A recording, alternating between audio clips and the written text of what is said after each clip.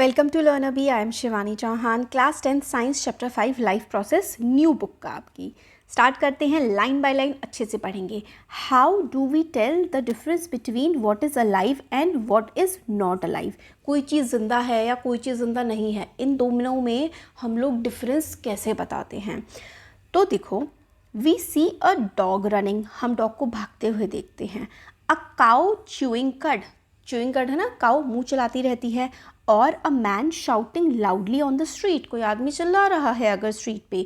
We know that these are living beings, हमें पता है कि इनमें हलचल हो रही है कुछ ना कुछ, तो ये लिविंग बींग्स हैं।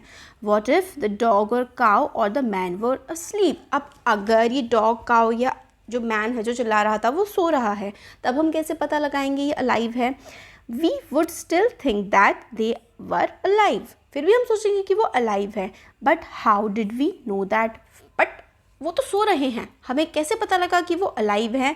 वी सी देम ब्रीदिंग, हम उन्हें सांस लेते हुए देखते हैं। And we know that they are alive, हम उन्हें सांस लेते हुए देख रहे हैं तो हमें समझ में आ रहा है कि वो अलाइव है। वॉट अबाउट प्लांट्स, पेड़ों के बारे में क्या, आपको कैसे पता लगता है कि पेड़ जिंदा हैं। How do we know that they are alive, we see them green, some of us will say, हम कहेंगे कि प्लांट जिंदा हैं क्योंकि वो ग्रीन कलर के दिख रहे हैं, बड़े दिख रहे हैं, सूखे हुए नहीं दिख रहे हैं, तो हमें समझ में आ जाएगा कि वो जिंदा हैं। But what about plants that have leaves of colours other than green, तो वो बढ़ रहे हैं, right, they grow over time, so we know that they are alive, बढ़ रहे हैं तो हमें पता है कि वो जिंदा हैं। Some will say, in other words we tend to think of some sort of movement, either growth related or not, as common evidence for being alive. तो अलाइव होने का कॉमन एविडेंस हम लोग क्या कहते हैं कि भाई ग्रोथ हो रही है अगर चीज़ की तो वो चीज़ अलाइव है। But a plant that is not visibly growing is still alive and some animals can breathe without visible movement. तो भाई प्लांट जो है वो एक जगह होता है और ग्रोथ हम उसकी बहुत ज़्यादा विजिबल नहीं होती है ना, और कुछ एनिमल्स को हम देखेंगे हमें समझ में ही नहीं आएगा वो सांस ले रहे हैं या नहीं ले रहे हैं, तो फिर हमें कैसे पता लगेगा कि वो अलाइव हैं। So using visible movement as the defining characteristic of life is not enough, तो सिर्फ हम देख करके ये बताना कि भाई ये जिंदा है या फिर नहीं है बहुत मुश्किल है। ये जो चैप्टर है ना बहुत इंपॉर्टेंट है, क्योंकि लाइफ प्रोसेस कई सारे होते हैं, जैसे कि हम लोग डाइजेस्ट करते हैं, हम लोग रिस्पायर करते हैं, हम लोग सांस लेते हैं, हम लोग ग्रो करते हैं, फिर उसके बाद हम लोग एक्सक्रीट करते हैं अपने वेस्ट प्रोडक्ट्स को। तो इंसान, जानवर, पेड़ पौधे सभी यही चीज़ें कर रहे हैं, तो यही सारे के सारे लाइफ प्रोसेसेस हैं।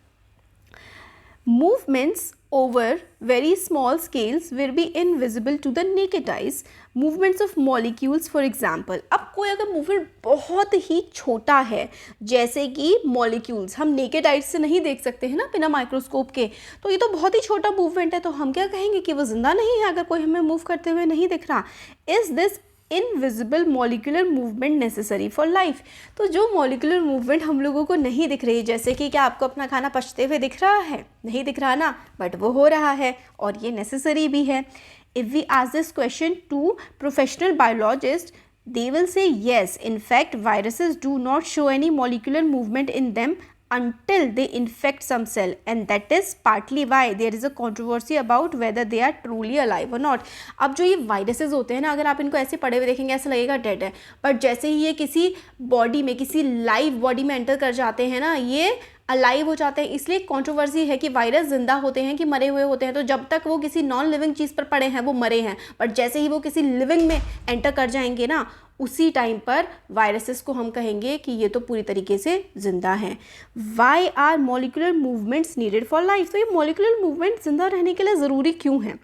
We have seen in earlier classes that living organisms are well organized structures, तो हमारे जो स्ट्रक्चर होते हैं वेल ऑर्गेनाइज्ड है, एक डाइजेस्टिव सिस्टम में पूरी तरीके से ऑर्गेनाइज स्ट्रक्चर होता है एक ह्यूमन का।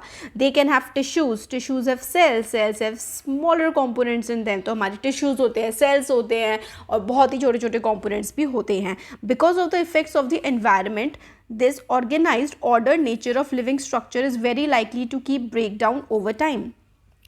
If order breaks down, the organism will no longer be alive, so living creatures must keep repairing and maintaining these structure. अब आप देखते होंगे, हमने सुना है कि भाई हम लोग बड़े हो जाते हैं, हमारा कॉम्प्लेक्शन चेंज हो जाता है ना, और हमारी बॉडी में बहुत सारी चीज़ें बदलती रहती हैं। हमारी स्किन में डेड सेल्स होते हैं, वो गिरते हैं, नए सेल्स जनरेट होते हैं। जब हमारे अगर मान लो कोई चोट लग जाती है तो उसके बाद जो स्किन आती है वो काफ़ी पिंक पिंक कलर की स्किन आती है।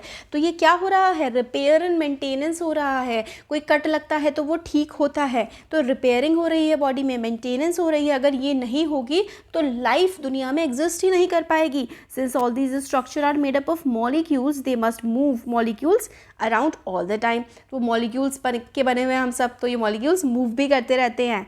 What are the maintenance process in living organisms, let us explore. तो हम लोग मेंटेन कैसे करते हैं ये अब हम एक्सप्लोर करने वाले हैं। What our life processes, so life में जो प्रोसेस चल रहा है ये होता क्या है। तो maintenance function of living organism must go on even when they are not doing anything particular. तो हम सिर्फ सांस ले रहे हैं, खाना खा रहे हैं नॉर्मली, तो ही ये मेंटेनेंस डेवलपमेंट सब चलता रहता है। Even when we are just sitting in class, even if we are just asleep, this maintenance job has to go on. The processes which together perform the maintenance job are life processes. तो life process क्या होती है, हमारी body में जो maintenance चल रहा होता है, चाहे हम खा रहे हैं, हम क्लास में बैठे हुए हैं, हम सो रहे हैं, हम कुछ भी कर रहे हैं ना, हमारी बॉडी में लाइफ प्रोसेस मेंटेनेंस का काम चल ही रहा है ऑल द टाइम, इसलिए ही हम जिंदा हैं। Since these maintenance processes are needed to prevent damage and break down, energy is needed for them. अब इतना सारा मेंटेनेंस चल रहा होता है तभी तो हमें इतनी भूख और प्यास लगती है, क्योंकि एनर्जी चाहिए होती है।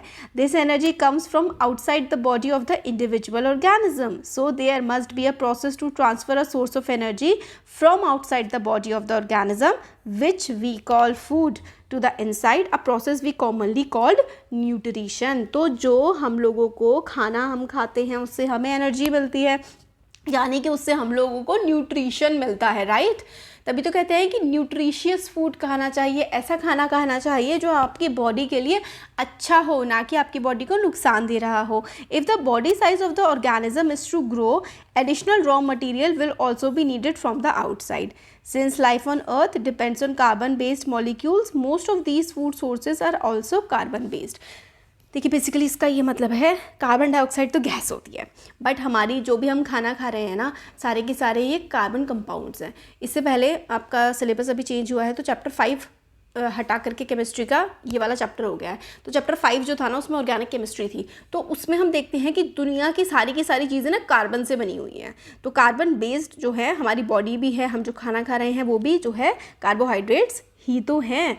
तो depending on the complexity of these carbon sources, different organism can then use different kind of nutritional process.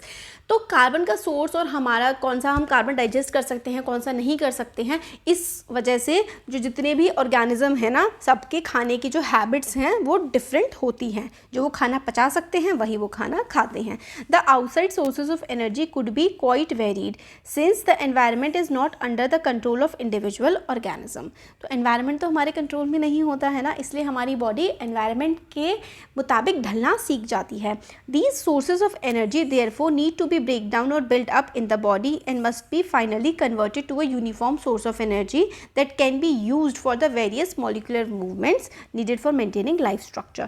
तो हम अपनी बॉडी को कन्वर्ट करते हैं हमारी बॉडी में, क्योंकि देखो ब्रेक डाउन चीज़ों का होता है, हम खाना खाते हैं उससे एनर्जी मिलती है और उससे हमारी बॉडी बिल्डअप होती है, ताकि हम लोगों के वेरियस मूवमेंट और फंक्शन बॉडी में चलते रहें। As well as to the kind of molecules the body needs to grow, for this series of chemical reaction in the body are necessary। तो ये oxidizing, reducing reactions are some of the most common chemical means to break down molecules। तो हमने first chapter में पढ़ा है chemistry की कि redox reaction होता है ना, ऑक्सीडेशन रिडक्शन हमारी बॉडी में चलता ही रहता है, क्योंकि हमारी बॉडी कंटिन्यूसली काम कर रही है और मेंटेनेंस बॉडी के अंदर हर समय चल रहा है। For this many organisms use oxygen source from outside the body, the process of acquiring oxygen from outside body and to use it in the process of break down of food for cellular needs is what we called respiration. अब respiration क्या होता है यहाँ से आप लोगों को समझ में आएगा, and this is quite important. देखो हम सांस लेते हैं ना, तो हमने पहले जो खाना खाया, ठीक है, कार्बोहाइड्रेट, ग्लूकोज। अब उसको ना ब्रेक डाउन की ज़रूरत है अगर एनर्जी बॉडी में प्रोड्यूस होनी है। तो ब्रेक डाउन कैसे होता है, जो हम सांस ले रहे हैं ना, जो ऑक्सीजन हमारी बॉडी में आ रही है उसकी मदद से उसका ब्रेक डाउन हो रहा है और एनर्जी प्रोड्यूस हो रही है। इसी प्रोसेस को हम लोग रेस्पिरेशन कहते हैं। Process of acquiring oxygen from outside the body and to use it in the process of break down of food is called respiration. In the case of single celled organism, हम तो क्योंकि multi cellular organisms हैं, बहुत ही complex body होती है human की, तो but अगर सिंगल सेल ऑर्गेनिज्म की बात करें तो no specific organs for taking in food, exchange of gases और removal of waste may be needed because the entire surface of the organism is in contact with the environment. तो ये बहुत important है कि जो यूनिसेलुलर ऑर्गेनिज्म होते हैं, यानी कि सिंगल सेल ऑर्गेनिज्म होते हैं, उनका कोई भी स्पेसिफिक ऑर्गन नहीं होता कि भाई वो खाना किससे खा रहे हैं या फिर गैसेस का एक्सचेंज कैसे कर रहे हैं, एक्सक्रीट कैसे कर रहे हैं। उनकी एक ही सेल होता है, उसी में सब कुछ हो रहा होता है। बट क्या होता है, जब बॉडी का साइज़ बड़ा हो जाता है, ऑर्गन्स बढ़ जाते हैं, बॉडी का डिज़ाइन कॉम्प्लेक्स हो जाता है, तो भाई मल्टी सेलुलर ऑर्गेनिजम्स में ना सारे सेल्स जो हैं डायरेक्ट कांटेक्ट में नहीं होते हैं सराउंडिंग एनवायरनमेंट के। हम लोग, हमारी बॉडी के जो लंग्स हैं या फिर हार्ट है, वो डायरेक्ट एनवायरनमेंट के कांटेक्ट में नहीं है, स्किन की मोटी अच्छी खासी लेयर चढ़ी हुई है। तो सिंपल डिफ्यूजन का जो प्रोसेस है ना, वो हमारे सारे के सारे सेल्स की रिक्वायरमेंट को पूरा नहीं कर सकता है। डिफ्यूजन का प्रोसेस क्या होता है कि भाई कोई चीज़ अंदर आई और बाहर चली गई, ठीक है, ऑस्मोटिक प्रेशर डिफरेंस की वजह से। बट क्या है कि हम लोगों का, जो इंसानों का या फिर बहुत सारे जो जानवर हैं, उनका जो बॉडी है ना वो काफ़ी ज़्यादा कॉम्प्लेक्स है, तो सिंपल डिफ्यूजन से काम नहीं चलता। हम लोगों ने प्रीवियसली देखा है कि किस तरीके से मल्टी सेलुलर ऑर्गेनिज्म जो होते हैं उनमें वेरियस बॉडी पार्ट्स होते हैं और उनके स्पेशल फंक्शंस होते हैं। जैसे कि हमारे हार्ट का अलग फंक्शन है, लंग्स का, किडनीज का, लिवर का, सबका अलग अलग फंक्शन है। तो सब अपना अपना काम कर रहे हैं। हम ये भी जानते हैं कि जो we are familiar with the idea of specialised tissues and with their organisation in the body of the organism. ये क्लास 9th में ना चैप्टर था टिश्यूज़, तो उसमें क्या क्या उनका काम है ये पढ़ा हुआ है। It is therefore not surprising that uptake of food and of oxygen will also be function of specialised tissue. तो है ना, अब यार टिश्यू के अलग अलग काम होते हैं, तो खाना लेना, ऑक्सीजन लेना, ये भी तो अलग अलग टिश्यू काम कर रहे होंगे, और टिश्यू बहुत सारे मिल करके ऑर्गन बना देते हैं। However this poses a problem since the food and oxygen are now taken up at one place in the body of the organism while all parts of the body need them। अब हमने मुंह से खाना खाया, but खाने की जो energy है वो तो सारी बॉडी पार्ट्स में चाहिए, तो इसीलिए ब्लड की मदद से पूरी बॉडी में ऑक्सीजन, फूड ट्रांसफ़र किया जाता है। This situation create a need for transportation system for carrying food and oxygen from one place to another in the body. तो इसलिए ट्रांसपोर्टेशन, यानी कि जो ब्लड जो है वही सबसे अच्छा ट्रांसपोर्टेशन मीडियम होता है, जो खाने को, ऑक्सीजन को एक जगह से दूसरी जगह पहुंचाता है। When chemical reaction use the carbon source and the oxygen for energy generation, they create byproducts that are not only useless for the cell of the body but could even be harmful। अब इतना सारा हम लोग कर रहे हैं, digestion हो रहा है, ऑक्सीजन ले रहे हैं, तो वेस्ट प्रोडक्ट्स भी जनरेट होते हैं ना बॉडी में, तो वो एक तो वेस्ट है, फालतू है, और साथ साथ कई बार वो हार्मफुल हैं, तो इसलिए उनको हमें अपनी बॉडी से बाहर भी निकालना होता है। ये प्रोसेस होता है एक्सक्रीशन का। These waste by products are therefore needed to be removed from the body and discarded outside by process called excretion। तो जो वेस्ट प्रोडक्ट हैं वो एक्सक्रीशन की मदद से हमें अपनी बॉडी से बाहर निकालने होते हैं। Again, if basic rules for body design in multicellular organisms are followed, specialized tissue for excretion will be developed, which means that the transportation system will need to transport waste from cell to excretory tissue। देखो, जैसे एक tissue काम नहीं कर सकता, बहुत सारे tissue मिल करके ऑर्गन बनाते हैं, और अब जैसे खाना पूरी बॉडी को चाहिए था, ऐसे वेस्ट भी पूरी बॉडी में जनरेट हो रहा होता है, इसीलिए वो वेस्ट भी हमारी बॉडी से, पूरी की पूरी बॉडी से निकलना ज़रूरी है। तो जैसे ट्रांसपोर्टेशन सिस्टम ज़रूरी था, इसी तरीके से एक्सक्रीटरी सिस्टम भी ज़रूरी है। तो इसीलिए हमारी लाइफ जो मेंटेनेंस है वो हमें पूरा का पूरा अच्छे से सारे के सारे सिस्टम्स को समझना पड़ेगा कि कैसे हमारी बॉडी का मेंटेनेंस चलता है। अब जो नेक्स्ट पार्ट आता है वो आता है न्यूट्रिशन। न्यूट्रिशन का मतलब क्या होता है, जो हम लोग खाना खा रहे हैं, राइट।